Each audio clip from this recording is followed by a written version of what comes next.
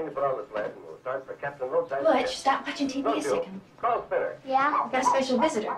Spinner! Spinner! Now, do you remember when I told you your daddy died in a POW camp? Well, this here is Captain Koons. He was in the POW camp with Daddy.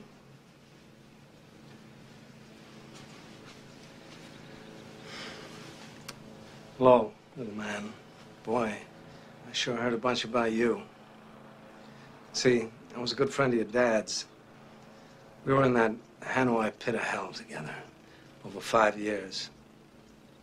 Hopefully, you'll never have to experience this yourself, but when two men are in a situation like me and your dad were for as long as we were, you take on certain responsibilities of the other.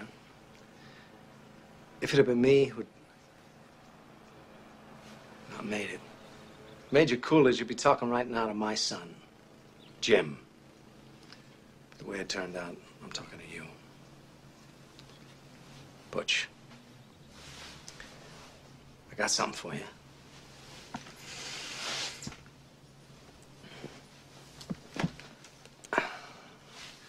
This watch I got here was first purchased by your great-grandfather during the First World War. It was bought in a little general store in Knoxville, Tennessee. Made by the first company to ever make wristwatches. Up till then, people just carried pocket watches. It was bought by Private Doughboy Orion Coolidge on the day he set sail for Paris. This was your great-grandfather's war watch, and he wore it every day he was in that war. And he'd done his duty, went home to your great-grandmother, took the watch off, put an old coffee can, and in that can it stayed till your granddad, Dane Coolidge, was called upon by his country to go overseas and fight the Germans once again. It's time they called it World War II. Great-grandfather gave this watch to your granddad for good luck. Unfortunately, Dane's luck wasn't as good as his old man's. Dane was a Marine, and he was killed, along with all the other Marines at the Battle of Wake Island. Granddad was facing death. He knew it. None of those boys had any illusions about ever leaving that island alive, so 3 days before the Japanese took the island, your granddad asked a gunner on an Air Force transport named Wanaki, man he'd never met before in his life, to deliver to his infant son, we'd never seen in the flesh, his gold watch.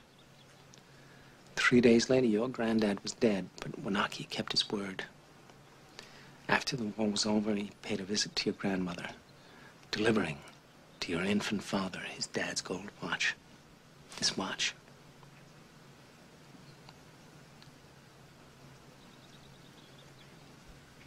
This watch was on your daddy's wrist when he was shot down over Hanoi. He was captured, put in a Vietnamese prison camp.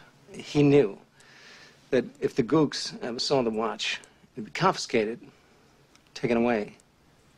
The way your dad looked at it, this watch was your birthright. You'd be damned if any slope's gonna put the greasy yellow hands on his boy's birthright, so he hid it. In one place he knew he could hide something, his ass. 5 long years he wore this watch, up his ass. Then he died of dysentery. He gave me the watch.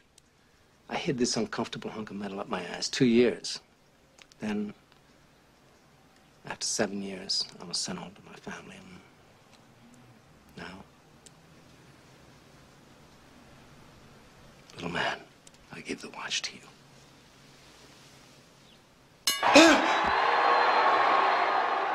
Take your hand. I'll be back before you can say blueberry pie. Blueberry pie. Maybe not that fast. Pretty fast, okay? Bye. Shit, of all the fucking things she could fucking forget, she forgets my father's watch! I specifically reminded